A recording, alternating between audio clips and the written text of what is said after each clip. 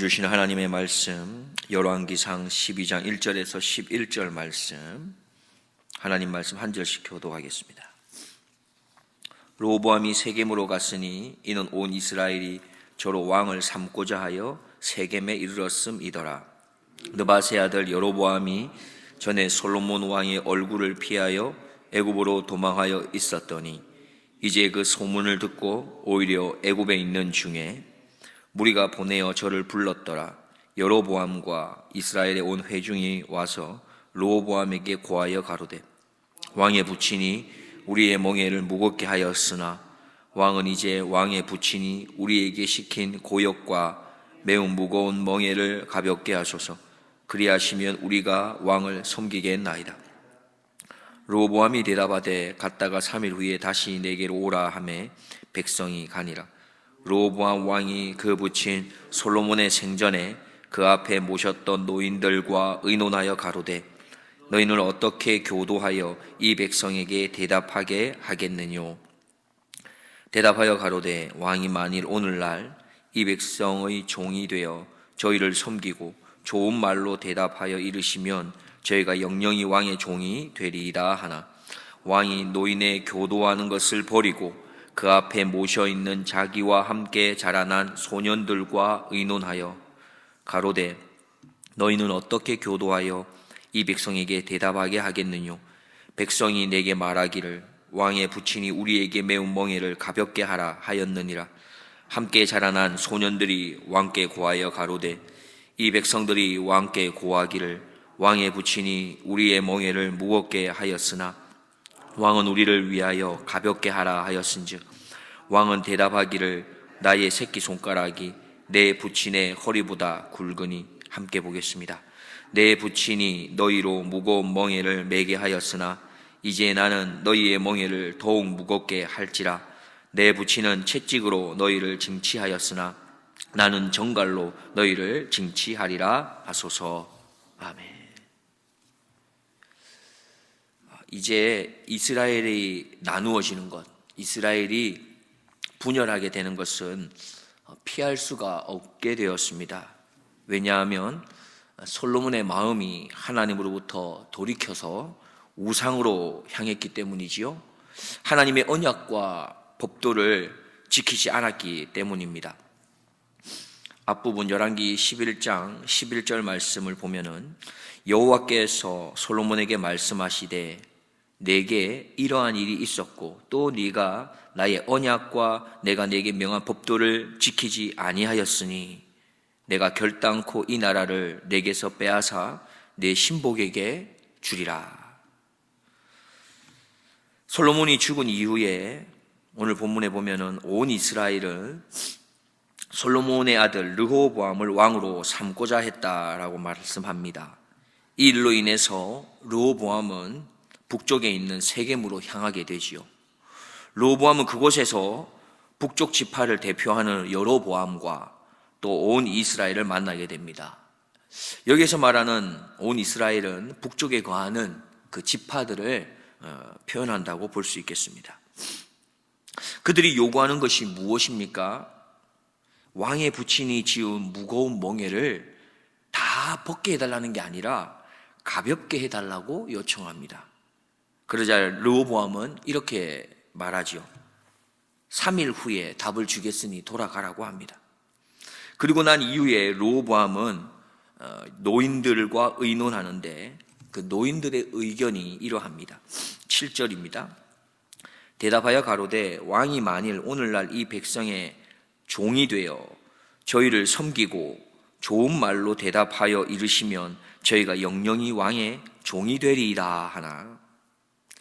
그리고 난 이후에 르호보암은 함께 자라났던 소년들에게도 의견을 묻습니다. 조언을 듣지요. 소년들은 이렇게 대답합니다. 10절과 11절입니다. 함께 자라난 소년들이 왕께 고하여 가로되, 이 백성들이 왕께 고하기를, 왕의 부친이 우리의 멍에를 무겁게 하였으나 왕은 우리를 위하여 가볍게 하라 하였은즉, 왕은 대답하기를, 나의 새끼손가락이 내 부친의 허리보다 굵으니 내 부친이 너희로 무거운 멍에를 매게 하였으나 이제 나는 너희의 멍에를 더욱 무겁게 할지라. 내 부친은 채찍으로 너희를 징치하였으나 나는 정갈로 너희를 징치하리라 하소서. 오늘 우리에게 주신 이 말씀들을 통해서 우리에게 전하고자 하시는 하나님의 메시지는 무엇이겠습니까? 르호보암은 자신을 찾아왔던 무리들이 무거운 멍에를 가볍게 해달라고 하는 이 요청을 듣고는 선대왕 곁에서, 솔로몬 곁에서 자문 역할을 했던 어른들, 노인들에게 자문을 구합니다. 그리고 그 노인들은 이렇게 말하죠. 왕은 백성을 섬기는 자임을 잊지 마십시오. 그렇기 때문에 좋은 말로 그들에게 대답해 주십시오. 당부합니다. 그런데 르호보암은 어떻게 합니까? 오늘 보면 소년들의 의견을 먼저 묻지도 않았는데 8절 말씀에 보면 이미 노인의 자문을 듣자마자 바로 노인들의 자문을 버렸다라고 표현하고 있습니다. 이미 버린 이후에 그는 소년들에게 또한 그들의 의견을 묻지요. 조언을 묻습니다. 르호보암은 도움을 얻기 위해서 겸손한 마음으로 어른들, 노인들을 찾아간 것이 아니었습니다. 이미 자신의 마음에 정한 것을 그대로 이루고자 한 것입니다. 자신이 하고 싶은 것을 정당화하기 위해서 그저 찾아갔을 뿐입니다. 그래서 르호보암은 노인들의 의견을 버리고 곧장 어디로 향합니까? 자기와 함께 자라났던 그런 소년들에게 의견을 묻고자 향합니다. 소년들의 의견은 어떠합니까? 아버지 솔로몬보다 더 강하게, 더 강경책으로 그들에게 다스리도록 해야 한다라고 말합니다.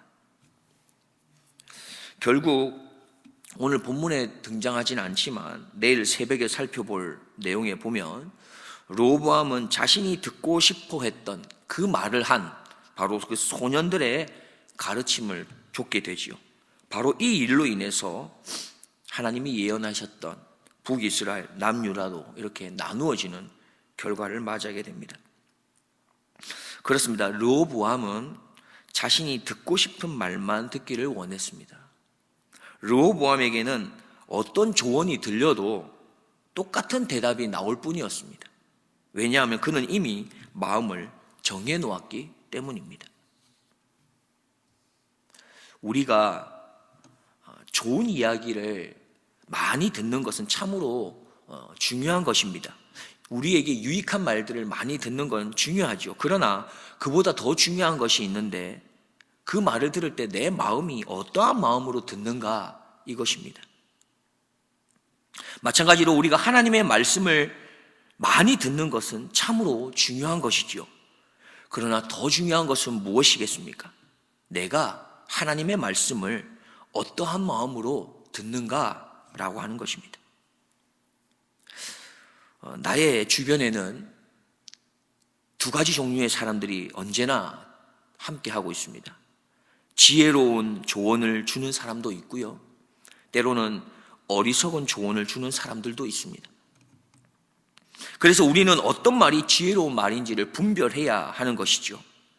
그렇게 우리가 지혜로운 조언을 분별하기 위해서 우리에게 필요한 것은 바로 듣고자 하는 마음입니다.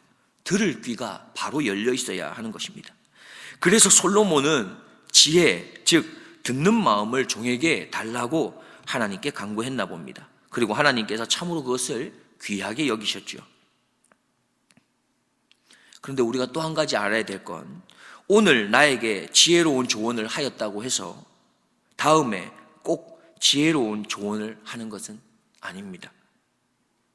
반대로 오늘 나에게 어리석은 조언을 준 그 사람이 반드시 다음에도 꼭 어리석은 조언을 주는 것도 아니라는 것이죠. 왜 그렇습니까? 사람은, 우리 인간은 그만큼 연약하고 부족하고 그렇게 온전치 못한 존재라는 것입니다. 늘 좋을 수가 없고 늘 나쁠 수 있다는 것도 아닙니다. 우리에게 필요한 것이 있습니다. 그래서 우리에게는 어떤 사람을 의지하는 게 아니라 바로 들을 수 있는 그 지혜, 듣는 마음이 필요한 것이죠. 먼저는 하나님을 향하여서 들고자 하는 그 마음이 우리는 열려 있어야 하는 것입니다. 그 다음, 그래야만 우리는 하나님의 마음이 무엇인지를 분명히 알고 하나님의 뜻을 바로 알 수 있기 때문입니다. 다음으로 우리가 열어놓아야 할 마음은 내 옆에 있는 사람, 바로 이웃을 향해서 듣고자 하는 그 마음을 열어놓아야 합니다. 그래야 내 옆에 있는 그 한 사람 한 사람, 이웃의 그 형편과 그 처지가 다 다른데 그 사람들에게 가장 적합한 섬김, 그 사람에게 가장 적합한 사랑이 무엇인지를 알고 하나님의 마음과 뜻을 전할 수 있기 때문에 그렇습니다. 우리가 걸어가야 할 길은 무엇이겠습니까? 우리가 걸어가야 할 길은 첫 번째로는 지혜로운 조언을 하는 그 길을 걸어야 합니다. 지혜로운 조언을 할 줄 아는 그 길을 우리가 걸어가야 합니다. 두 번째 길은 무엇입니까?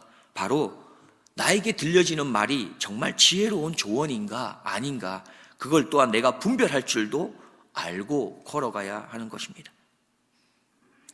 우리가 걸어가야 할 길은 삶의 경험이 풍부하고 또 시세를 읽을 줄 아는 그런 어른들의 말도 아니고 기발한 아이디어나 빠른 판단력을 가지는 젊은 사람들의 말도 아니라 그 모든 조언들을 가지고 하나님 말씀의 자리로 나아가야 하는 것입니다. 그것이 바로 우리가 걸어가야 할 길입니다. 우리는 항상 하나님의 말씀을 기준으로 삼을 줄 알아야 합니다. 지금 내가 걸어가는 걸음은 유명한 사람의 말을 좇는 걸음입니까? 좋은 책을 향한 걸음입니까? 많은 경험자들의 말을 향하는 걸음입니까? 아니면 새로운 시대에 새로운 아이디어를 따라가고 있는 걸음들입니까? 아니면 늘 한결같고 똑같은 말씀으로 우리에게 말씀해 주시는 살아계신 하나님의 말씀, 전능하시고 변치 않으시는 그런 하나님의 음성에 귀를 기울이며 걸어가고 계십니까? 이것은 바로 하나님의 말씀입니다. 마태복음 22장 37절 이하 39절입니다. 예수께서 이르시되 네 마음을 다하고 목숨을 다하고 뜻을 다하여 주 너의 하나님을 사랑하라 하셨으니 이것이 크고 첫째 되는 계명이요 둘째도 그와 같으니 내 이웃을 내 자신같이 사랑하라 하셨으니 이 두 계명이 온 율법과 선지자의 강령이라. 이 말씀이 우리의 잣대가 되고 지표가 되기를 소원합니다. 기도하겠습니다. 하나님, 우리는 연약합니다. 그래서 우리는 날마다 지혜가 필요합니다. 우리는 날마다 듣는 마음으로 하나님께 나아가고 날마다 듣는 마음으로 이웃에게 나아가야 하겠습니다. 하나님의 말씀을 듣는다면서 그렇게 나아가지만 자기가 듣고 싶은 말만 듣는 그런 어리석은 자가 되지 않게 하옵소서. 이웃의 말에 귀를 기울인다면서 나아가지만 결국 자기의 생각, 자기의 주장만을 이웃에게 강요하는 그런 어리석은 자가 되지 않도록 도와주옵소서. 우리 안에 예수 그리스도의 마음을 심어주시고 그리하여 겸손한 마음으로 나보다 남을 낮게 여기며 섬김과 희생으로 용서와 사랑으로 살아낼 수 있도록 우리를 도와주옵소서. 참 지혜, 그 듣는 마음으로 살아낼 수 있도록 우리 하나님께서 도와주옵소서. 나의 참된 구주가 되시는 예수 그리스도의 이름으로 기도드리옵나이다. 아멘.